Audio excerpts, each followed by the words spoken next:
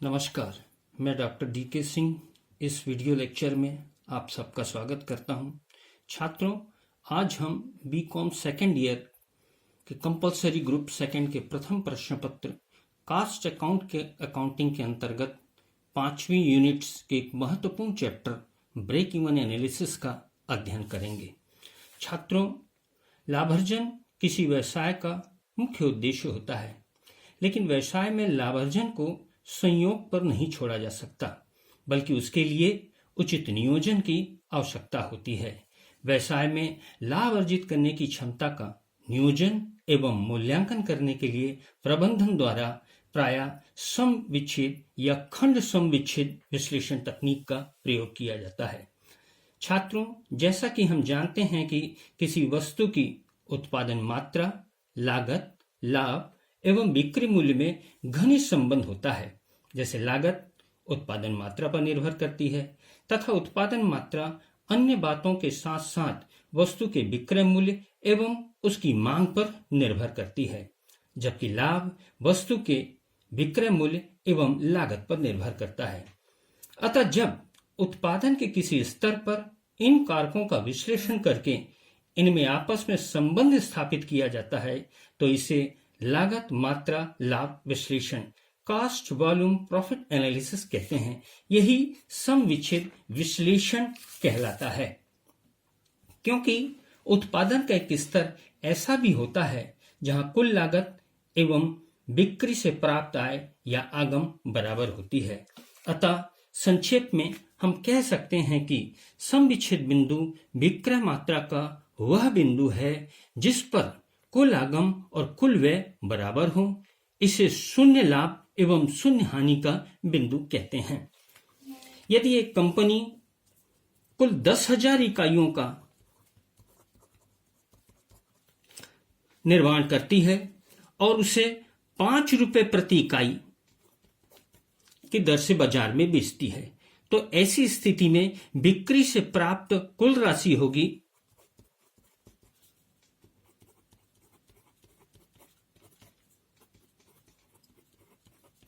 50,000 रुपए। यदि इन 10,000 इकाइयों के निर्माण में कंपनी को कुल 50,000 ही खर्च करने पड़ते हैं, तो ऐसी स्थिति में टोटल कॉस्ट होगा 50,000 रुपए। इस स्थिति में उपक्रम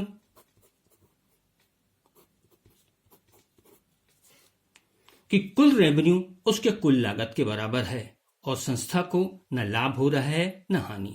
यही स्थिति सम विच्छेद बिंदु कहलाती है। यानी सम विच्छेद बिंदु वह बिक्री की उस मात्रा को बताता है जहां पर कुल आगम और कुल लागत बराबर होती हैं और संस्था को न लाभ होता है और न ही हानि। इस सम विच्छेद विश्लेषण की कुछ मान्यताएं हैं। इन मान्यताओं के लागू होने पर ही सम विच्छेद विश्लेषण के परिणाम प्रभावी हो सकते हैं। इनमें मुख्य रूप से नंबर 1, स्थिर और परिवर्तनशील लागतें, फिक्स्ड एंड वेरिएबल कॉस्ट। सम विच्छेद विश्लेषण का सर्वाधिक महत्वपूर्ण मान्यता यह है कि इसमें लागत के तत्व जो छात्र आप अच्छी तरीके से जानते हैं 3 प्रकार की होती हैं: मटेरियल, लेबर और एक्सपेंसेस। 3 लागत के सभी तत्वों को 2 वर्गों में विभाजित किया जाता है। पहला स्थिर या स्थायी लागत और दूसरा परिवर्तनशील या सीमांत लागत। स्थिर या स्थायी लागत वह लागत है जो उत्पादन के किसी भी स्तर पर अप्रभावित होता है और उसकी राशि एक समान ही रहती है, जबकि परिवर्तनशील लागत वह लागत है जो उत्पादन की मात्रा के साथ बदलती जाती है। दूसरी मान्यता है विक्रय मूल्य का स्थिर होना। विक्रय के सभी स्तरों पर प्रति इकाई बिक्री मूल्य एक समान रहता है, अर्थात वस्तु की पूर्ति के बढ़ने या घटने पर बाजार में विक्रय मूल्य में कोई परिवर्तन नहीं होता। तीसरी और महत्वपूर्ण इसकी मान्यता है लागतों का रेखीय व्यवहार। लागतों का व्यवहार रेखीय होता है, अर्थात लागत के तथ्यों या समंकों को यदि रेखा चित्र पर प्रदर्शित किया जाए तो एक लीनियर या रेखीय लाइन दिखाई देती है, एक सीधी रेखा दिखाई देती है। चौथी इसकी मान्यता है उत्पादन मिश्रण की स्थिरता। उपक्रम में केवल एक ही वस्तु का उत्पादन और विक्रय होता है।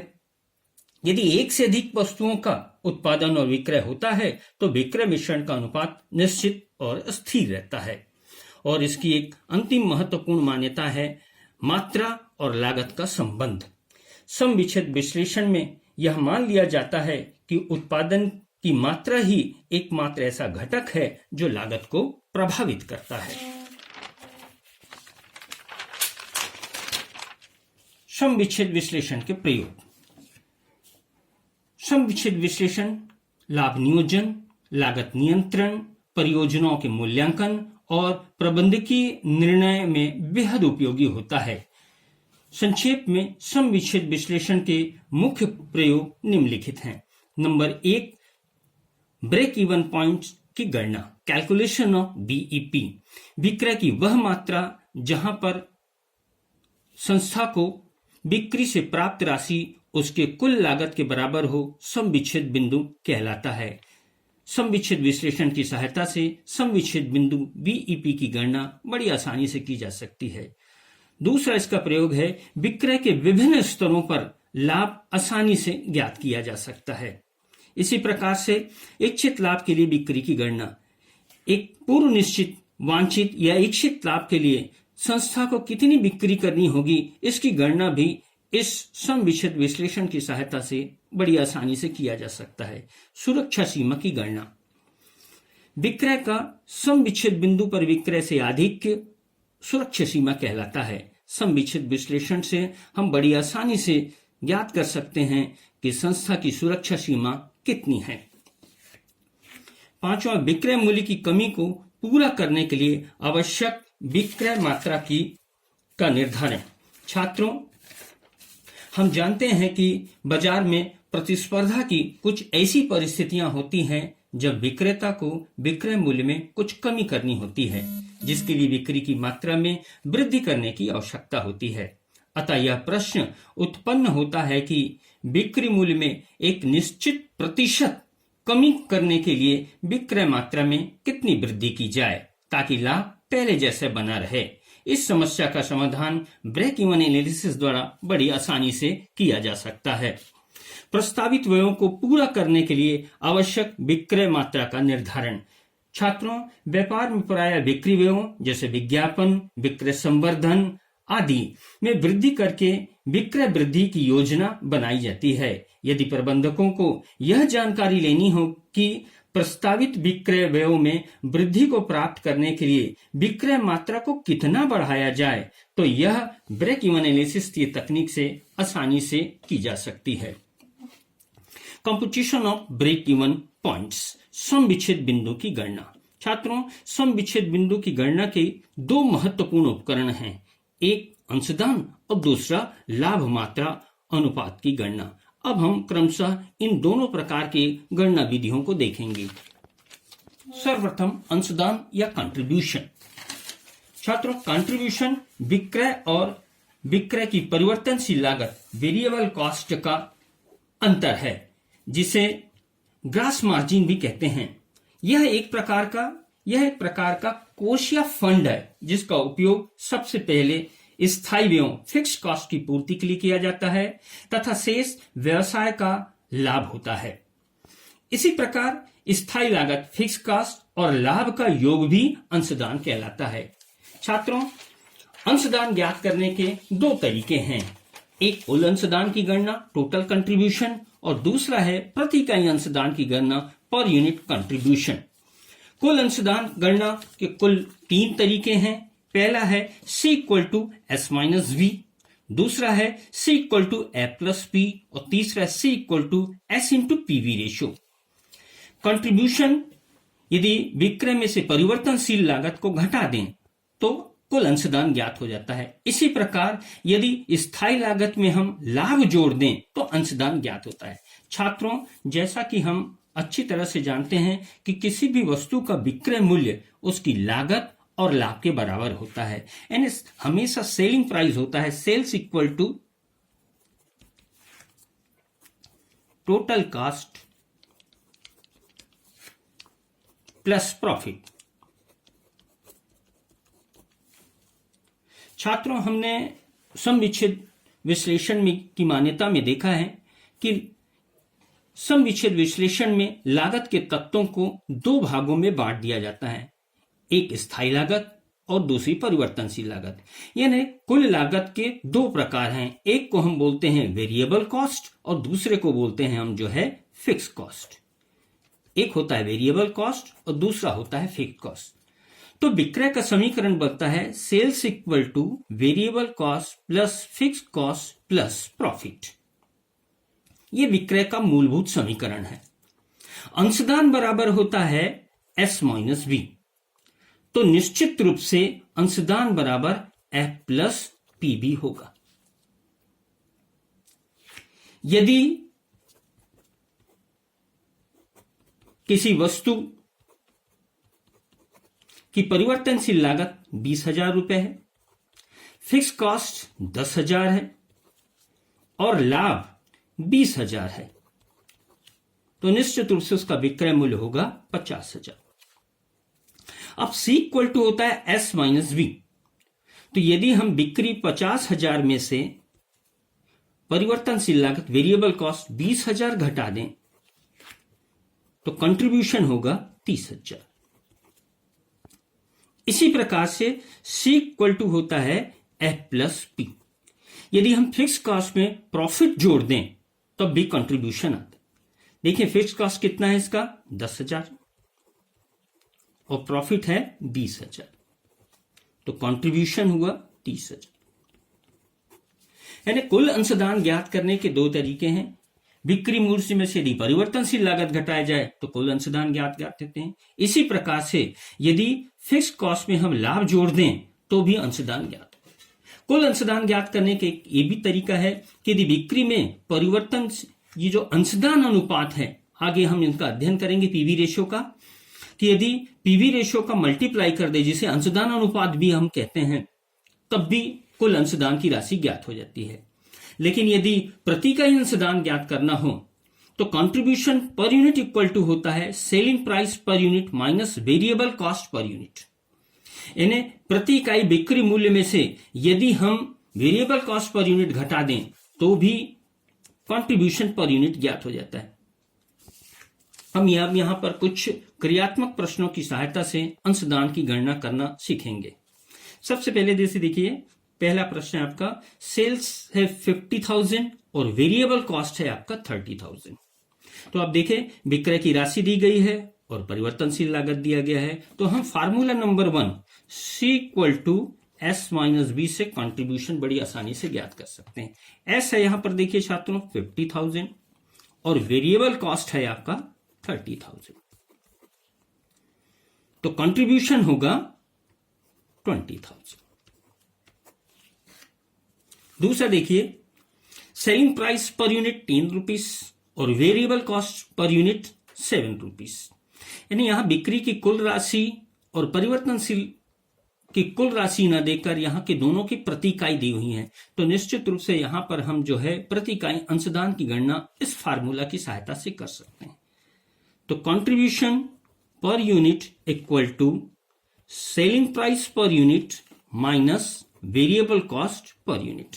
सेलिंग प्राइस पर यूनिट है आपका 10 और वेरिएबल कॉस्ट पर यूनिट है आपका 7, तो कंट्रीब्यूशन पर यूनिट होगा 3 रुपये। इसी प्रकार से छात्रों, यदि फिक्स कॉस्ट दिया है 40,000 और प्रॉफिट है 80,000, तब कंट्रीब्यूशन होगा C equal to F plus P। F है आपका 40,000 और प्रॉफिट है आपका 80,000, तो कंट्रीब्यूशन होगा 1,20,000। इसी प्रकार से ये देखिए नंबर 4, फिक्स कॉस्ट आपका 60,000 और लॉस दिया हुआ है आपका 10,000। हो सकता है किसी स्थिति में प्रॉफिट के स्थान पर लॉस दिया हो, तो ये जो हमारा फार्मूला है C equal to F plus P के स्थान पर क्या हो जाएगा, F plus loss. Fix cost देखिए यहां पर है आपका 60,000 और लॉस है आपका 10,000, तो कुल कंट्रीब्यूशन होगा आपका 50,000। इसी प्रकार से प्रश्न में यदि आपको टोटल सेल्स दिया हो और पीवी रेशियो दिया हो, तो हमको पता है formula number 3, C equal to S into PV ratio. S है आपका 4 लाख और पीवी रेशियो है आपका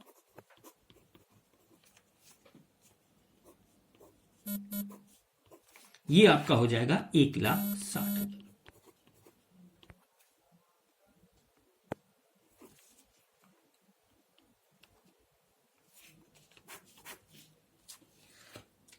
छात्रों, इसके पश्चात हम देखेंगे लाभ मात्रा अनुपात की गणना। छात्रों, लाभ मात्रा अनुपात सम विच्छेद विश्लेषण का सर्वाधिक महत्वपूर्ण गणना किया जाने वाला अनुपात है। छात्रों, बिक्री में होने वाले परिवर्तनों के कारण लाभ मात्रा में क्या प्रभाव पड़ता है, यह जानने के लिए पीवी रेशियो का अध्ययन किया जाता है। लाभ मात्रा अनुपात अंशदान एवं विक्रय मूल्य में संबंध स्पष्ट करता है, जिसे प्रतिशत के रूप में भी व्यक्त किया जा सकता है। इसे अंशदान व विक्रय अनुपात, कंट्रीब्यूशन सेल्स रेशियो या सीमांत आय अनुपात, मार्जिनल इनकम रेशियो भी कहते हैं। अब हम इसकी गणना की जो है विभिन्न फार्मूलाओं पे ध्यान देते हैं। पहला पीवी रेशियो ज्ञात करने का तरीका है PV ratio equal to S minus V upon S into 100। इन्हें यदि बिक्री की कुल राशि दी गई हो और कुल परिवर्तनशील लागत दिया हो, तो हम इस फार्मूला का प्रयोग करके पीवी रेशियो की गणना कर सकते हैं। लेकिन यदि प्रश्न में कुल अंशदान की राशि दी हो, तो हम फार्मूला नंबर 2 का प्रयोग करके अंशदान ज्ञात करते हैं, C अपॉन S इंटू 100। और वैसे भी हमें पता है कि S minus V equal to C होता है। इसी प्रकार से यदि कुल स्थायी लागत और लाभ दिया हो, तो इस फार्मूला का F plus P upon S into 100 करके हम जो है पीवी रेशियो की गणना कर सकते हैं। लेकिन यदि प्रश्न में प्रति इकाई विक्रय मूल्य और प्रति इकाई वेरिएबल कॉस्ट दिया है, तो इस फार्मूला का प्रयोग करके भी हम लाभ मात्रा अनुपात की गणना कर सकते हैं। Selling price per unit minus variable cost per unit upon selling price per unit into 100। इसी प्रकार से छात्रों, यदि प्रश्न में न बिक्री की राशि दी गई है, न परिवर्तनशील लागत दिया गया है, न स्थायी लागत दिया है, न लाभ की राशि दी गई है और न ही प्रति इकाई बिक्री मूल्य और प्रति इकाई वेरिएबल कॉस्ट दिया हुआ है, लेकिन प्रश्न में वेरिएबल कॉस्ट रेशियो दिया हुआ है, तो हम एक में से वेरिएबल कॉस्ट रेशियो को यदि घटा देते हैं तो जो आता है वह पीवी रेशियो कहलाता है। या वेरिएबल कॉस्ट परसेंट में दिया है, तो यदि 100 में हम वेरिएबल कॉस्ट रेशियो को घटा दें तब भी पीवी रेशियो आ जाता है। यानी बात बिल्कुल स्पष्ट है कि variable cost ratio plus PV ratio equal to 100 या 1 होगा। यानी कुल बिक्री का कुछ भाग वेरिएबल कॉस्ट होगा और बाकी होंगे आपके पीवी रेशियो। इसी प्रकार से पीवी रेशियो ज्ञात करने का तरीका है fix cost upon BEP into 100। सम विच्छेद बिंदु की गणना किस प्रकार की जाती है छात्रों, आगे हम देखेंगे इसको। लेकिन चूंकि बीईपी की सहायता से भी हम पीवी रेशियो ज्ञात कर सकते हैं, तो आप कह सकते हैं कि PV ratio equal to fix cost upon BEP in rupees into 100। इसी प्रकार से यदि मार्जिन ऑफ सेफ्टी दिया हुआ है, ये मार्जिन ऑफ सेफ्टी, इसकी भी गणना क्रिया हम आगे देखेंगे, तब हम इसकी मदद से भी पीवी रेशियो की गणना कर सकते हैं। PV ratio equal to profit upon margin of safety into 100।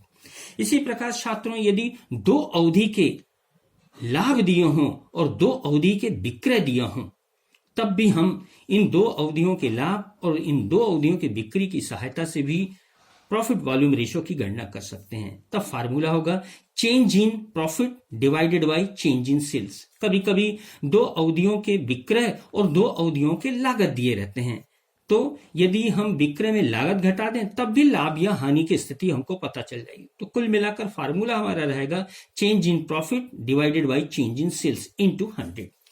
छात्रों, अब हम देखते हैं कि लाभ मात्रा का प्रयोग कहां कहां किया जा सकता है। तो पहला लाभ मात्रा ज्ञात करने का जो प्रयोग है वह है कंट्रीब्यूशन ज्ञात करने के लिए। साधु पिछले में हमने अंशदान की गणना में देखा था S into PV ratio equal to total contribution होता है। यदि आपको कंट्रीब्यूशन ज्ञात है तो विक्रय के साथ यदि इसका गुणा कर दें तो कुल कंट्रीब्यूशन ज्ञात हो जाता है। इसी प्रकार से पीवी रेशियो की सहायता से हम ब्रेक इवन पॉइंट सम विच्छेद बिंदु की भी गणना बहुत आसानी से कर सकते हैं। BEP in rupees F upon PV ratio. F का यहां पर अर्थ है फिक्स कॉस्ट से, fix cost upon PV ratio equal to BEP in rupees. छात्रों, ये जो फार्मूला हमने देखा है वास्तव में इसी को हमने रूपांतरित कर लिया हुआ है कि BEP equal to F upon PV ratio है, तो हमने पीवी रेशियो इक्वल टू कर लिया है fix cost upon BEP in rupees into 100। तो यदि आपको पीवी रेशियो ज्ञात है और आपको फिक्स कॉस्ट ज्ञात है तो बड़ी आसानी से आप सम विच्छेद बिंदु ज्ञात कर सकते हैं। इसी प्रकार से यदि आपको सम विच्छेद बिंदु रुपयों में ज्ञात है और पीवी रेशियो ज्ञात है तो आप एफ की गणना कर सकते हैं, और यदि आपको एफ ज्ञात है और पीवी रेशियो ज्ञात है, बीईपी ज्ञात है, तब आप पीवी रेशियो भी निकाल सकते हैं, जो हमने यहां पर किया है। एफ अपॉन बीईपी इंटू 100 तो हमने कैलकुलेट कर लिया था पीवी रेशियो। यानी इन तीनों में से कोई भी चीज यदि दो चीजें प्रश्न में दी गई है तो तीसरी हम बड़े आसानी से ज्ञात कर सकते हैं। इसी प्रकार से बिक्री के विभिन्न स्तर पर या एक निश्चित बिक्री पर या बिक्री की किसी भी मात्रा पर लाभ जितना होगा इसकी गणना हम आसानी से कर सकते हैं। Profit equal to S into PV ratio minus F. छात्रों, हम जानते हैं कि F into PV ratio equal to C होता है, और छात्रों हम ये भी जानते हैं कि C equal to S minus B होता है और C equal to F plus P के भी होता है। तो जो मूल फार्मूला है आपका बिक्री का, S equal to V plus F plus P के, तो यहां हम एस माइनस वी करते हैं तो ये एफ प्लस पी होता है। यहां पर देखिए कि यदि एस इंटू आप पीवी करेंगे तो आपका कंट्रीब्यूशन ज्ञात हो जाता है। अब रह गए फिक्स कॉस्ट और प्रॉफिट। तो यदि आप इसमें से फिक्स कॉस्ट घटा जाते हैं तो बच जाता है प्रॉफिट, और यदि प्रॉफिट आप घटा देते हैं तो बच जाता है। अगले दोनों फार्मूला आपका इसी प्रकार से S into PV ratio minus F, यानी एस इंटू पीवी रेशियो किए तो ये आपका क्या आ गया कंट्रीब्यूशन आ गया। अब कंट्रीब्यूशन में यदि आप फिक्स कॉस्ट घटा देंगे तो बच जाएगा प्रॉफिट। इसी प्रकार से यदि आपको फिक्स कॉस्ट निकालना है तो एस इंटू पीवी रेशियो किए तो आपका कंट्रीब्यूशन आ गया। इस कंट्रीब्यूशन में यदि आप प्रॉफिट घटा देंगे तो रह जाता है फिक्स कॉस्ट। इसी प्रकार से आप रिक्वायर्ड सेल्स आवश्यक बिक्री ज्ञात कर सकते हैं। यदि आपको लाभ पता हो तो F plus profit upon PV ratio तो सेल्स पता चल जाता है। और इसी प्रकार से यदि आपको वेरिएबल कॉस्ट ज्ञात करना है तो S into 1 minus PV ratio, जिस प्रकार एक में से हम वेरिएबल कॉस्ट रेशियो को घटाते हैं तो पीवी रेशियो आ जाता है, इसी प्रकार से यदि एक में हम प्रॉफिट वॉल्यूम रेशियो घटा देते हैं तो वेरिएबल कॉस्ट रेशियो आ जाता है, और वेरिएबल कॉस्ट रेशियो को यदि हम बिक्री से मल्टीप्लाई कर दें तो वेरिएबल कॉस्ट आ जाता है। तो पीवी रेशियो की मदद से हम वेरिएबल कॉस्ट भी बड़ी आसानी से ज्ञात कर सकते हैं। और एक इसका और महत्वपूर्ण गणना है मार्जिन ऑफ सेफ्टी ज्ञात करना, प्रॉफिट अपॉन पीवी रेशियो। यदि आपको प्रॉफिट पता है और पीवी रेशियो पता है तो profit divided bye PV ratio ज्ञात हो जाता है मार्जिन ऑफ सेफ्टी। छात्रों, आज के इस वीडियो में इतना ही। अगले हम लाभ मात्रा प्रयोग से संबंधित विभिन्न न्यूमेरिकल प्रश्न, ब्रेक इवन पॉइंट और सुरक्षा सीमा की गणना कैसे की जाती है ये देखेंगे अगले वीडियो में। धन्यवाद।